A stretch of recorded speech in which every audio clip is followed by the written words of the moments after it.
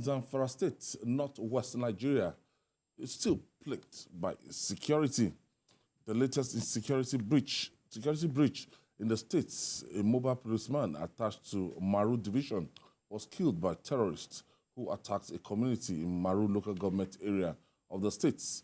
The terrorists also abducted 13 people made up of 6 women, 5 men, and 2 children during the midnight attack that lasted more than 2 hours. When will enough be enough, Jide? This man, his capacity is very, one terrorist abducting 13 people. No, terrorists. Okay. Not him. Okay. Still a policeman abducted 13 others.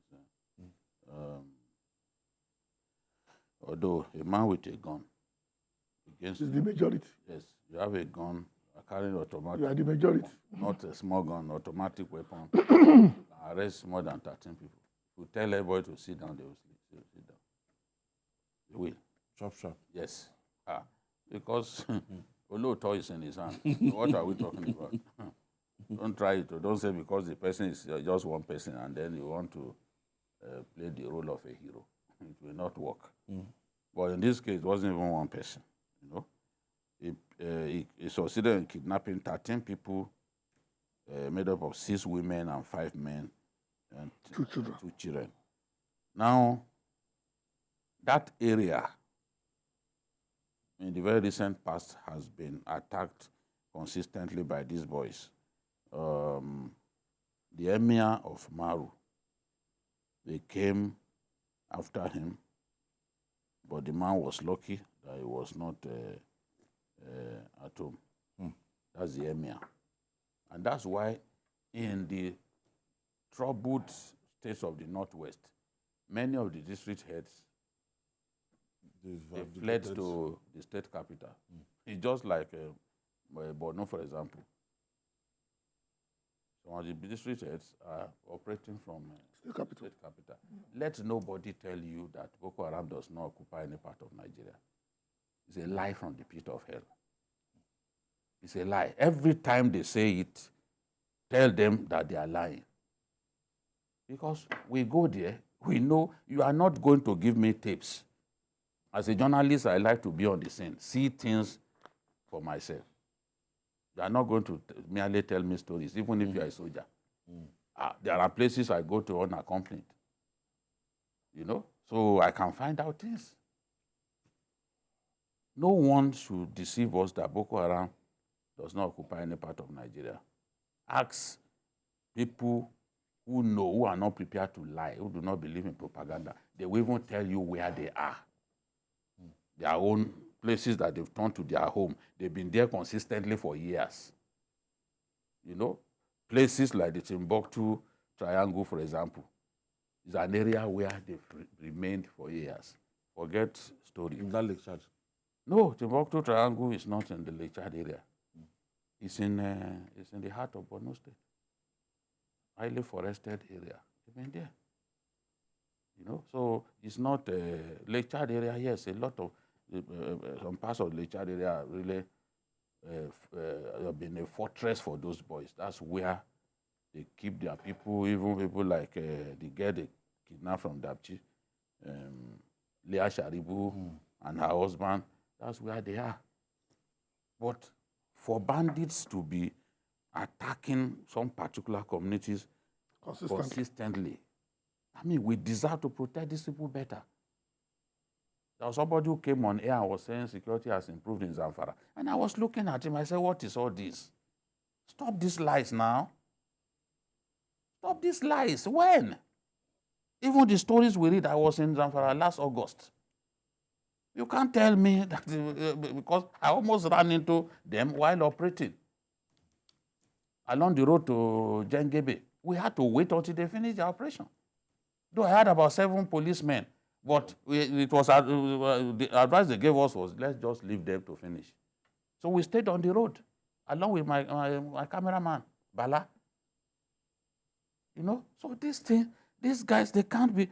The district head, they came, they wanted to kidnap the district head.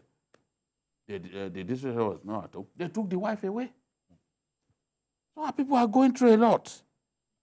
They are going through a lot, and we have to do our best to protect these people. Not coming out and telling people that, oh, this has improved, that has improved, and then the next day you hear a story of the kidnap of our people, of the kidnap of students. In this Zamfara, they've been targeting university students. I don't know what the governor is doing about it. He and his people are busy just trying to show that the former governor didn't do any work.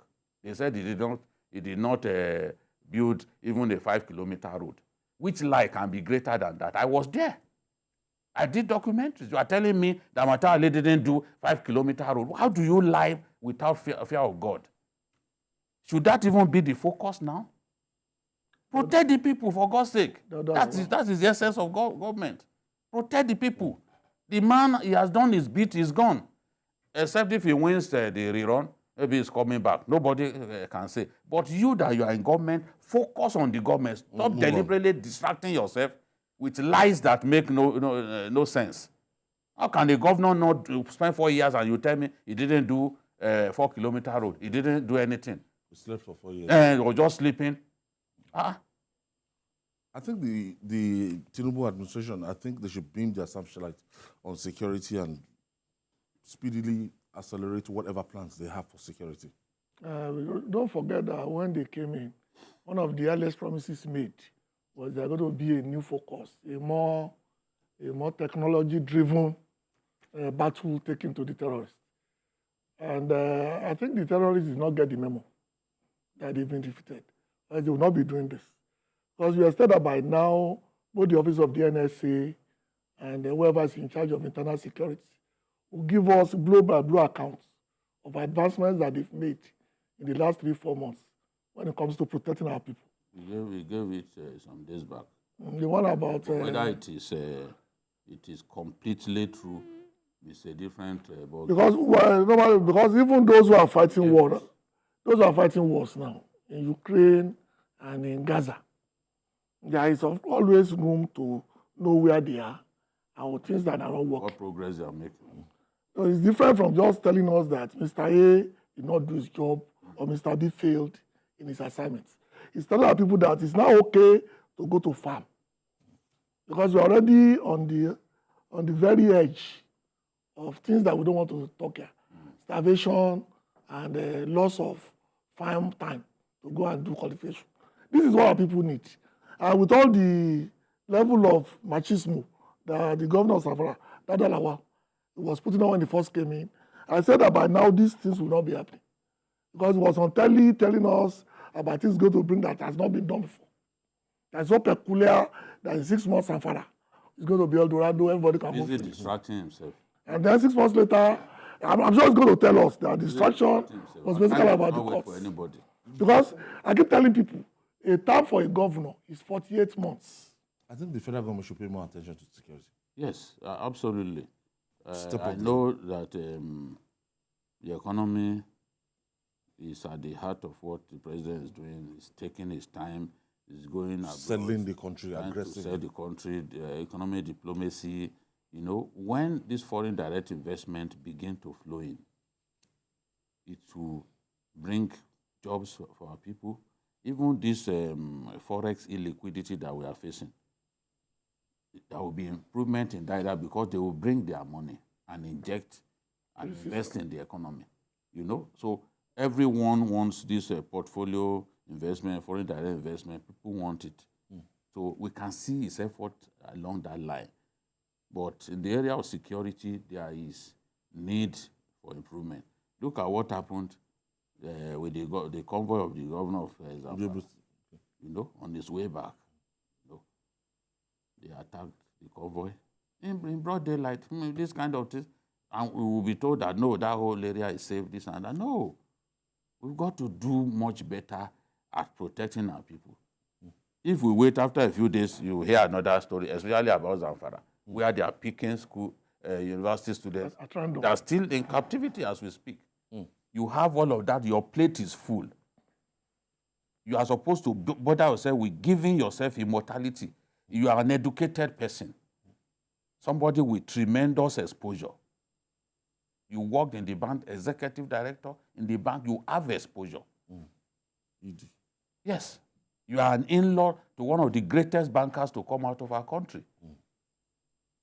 And you cannot just make good things happen. Instead, you are busy disturbing yourself about Matawale. Inanities. Somebody who has gone, he has done his bit, he has gone. Why are people like this? What's your business? People will talk about you too. Why not just focus? We see some people when we want to interview them about the past government, they will say, no, we don't want to talk. I'm focused on where I'm going. If Dauda Lawal really, knows where he's going, that's where he should be focused on.